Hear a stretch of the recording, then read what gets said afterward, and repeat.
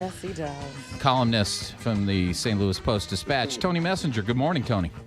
Good morning, Jay. Good morning, Kelly. How's Hi, everybody Tony. doing? Very well.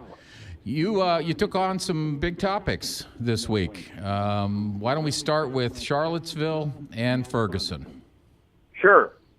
So my Monday column, which I posted Sunday afternoon at STLtoday.com, got quite a bit of attention. It was my take on the horrible events going on in Charlottesville, and one of the things that I focused on was this video editorial that I had done back in Ferguson 3 years ago, in which I was looking at the images on TV of these militarized police facing down protesters, and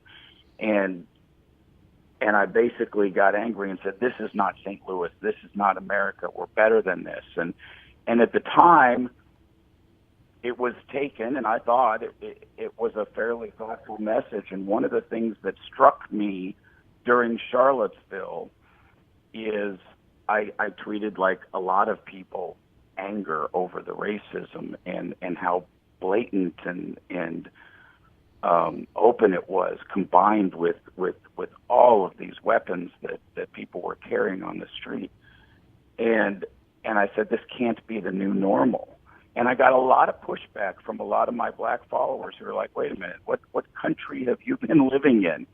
This is our normal. This sort of thing, racism, neo-Nazis, intimidation, it's part of our culture. So many of us want to just write off Donald Trump as an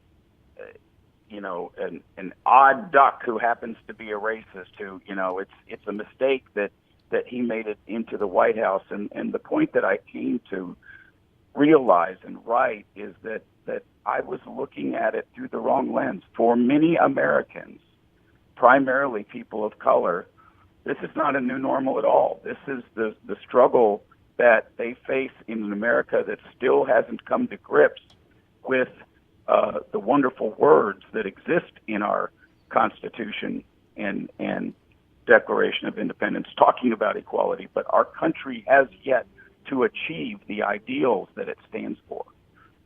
Kelly, you brought up something on the break, reading maybe from the Washington Post or so. Somebody questioning, why is there still racism in this country? Yeah, I was reading that, and it's really a good question. Why are people still racist? And in referring to what you were saying, Tony, this is not, what exactly did you say again? This is not our America?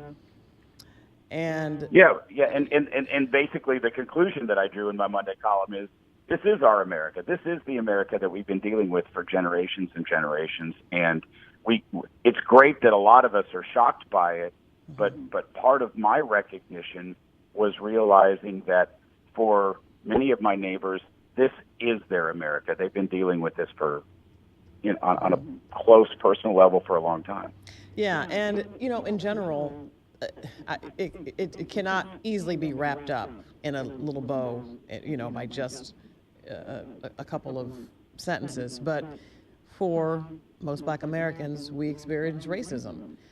Not to say that we experience this much hate. You know what I'm saying? You don't walk down the street and you see people yelling at you just because of the way you look. But it is something that, unfortunately, is in our culture and will not be going away anytime soon. We just had a man on, and I think what's more disheartening is that you're seeing more young people doing this and leading the charge to these supremacist rallies, and females, and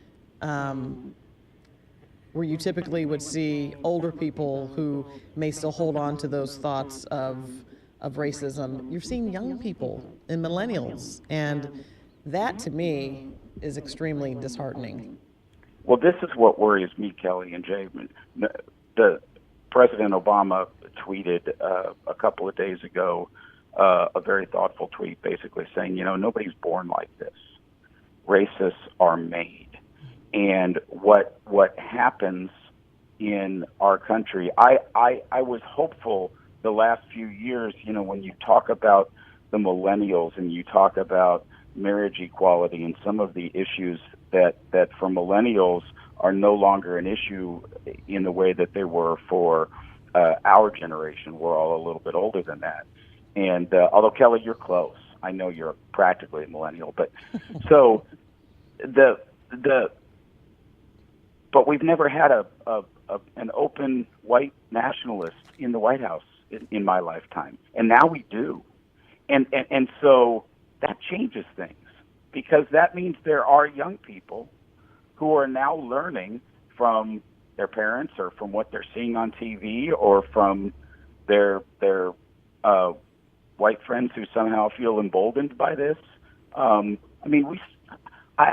can't believe in my lifetime we saw a group of white people with torches walking through a college campus. It's a little hard to believe, and they were tiki torches too. I mean, come on. Yeah, but I mean, they were what they were, and that was just the image was haunting to me. Very much so. And so that does worry me. What Kelly just said is, are we going to experience now a rebirth? I hope not. I mean, the reaction from almost everybody in the country, except for the White House, has been unanimously heartfelt and lots of pushback. But it's got to be even stronger, in my opinion. But I think, on the other hand, when you see, these racist groups, you see just as much or even more so people on the other side who are working in harmony and trying to come together and try to change ideals and ideology. And that, to me, is, as much as it is disheartening to see these photos and videos of people with the tiki torches, there are even more people who are working to change America for the better. One of the things that strikes me when you talk about our American history and how short the timeline actually is, a couple of years ago when I was still on the editorial page, we went through a primary season in which the editorial page did not endorse any black candidates during the primary. And the St. Louis American beat us up pretty good over it, and Vervis Jones, who was working with them and whom I know was beating me up on social media over it. And when the election was over, I called Vervis, and I thought he was being unfair. And I said, I want to meet you, and I want to talk, and let's get together. And we had coffee, and one of the things that he opened my eyes to, that I had written a lot about how bad the Republican push for voter ID laws was. But here's what Vervis put in context for me that I didn't understand. People of his generation still remember not having full voting rights. Mm-hmm. People of my generation and his daughter Tashara's generation, I'm a little older than Tashara, but we're near the same age.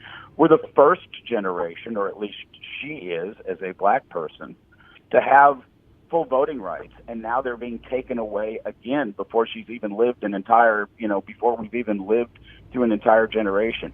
That helped put in perspective for me how important these issues are generation to generation, and how offensive it was that Chief Justice Roberts basically tried to write in the ruling that gutted the Voting Rights Act that, we've solved this problem. Racism is gone. No, it's not. And I think that's one ruling of his that is going to haunt him. Hopefully he still has some time to overturn it one of these days. Well, I think another thing, which is very concerning, is the end, the travel ban, that the NAACP, just the travel advisory. I think that, that is you taking steps forward and then going backwards, and that's one of the things that is concerning them and others with the travel advisory. You just seems like you just almost can't catch a break, right. Well, let's, Tony, I appreciate your thoughts as always, and it is a great read. You can see Tony's column on stltoday.com, and as always, Tony Messenger, columnist, St. Louis Post-Dispatch, thank you so much. Hey, thanks for having me. You bet. It's 8:32, KTRS, the Big 550, back after this.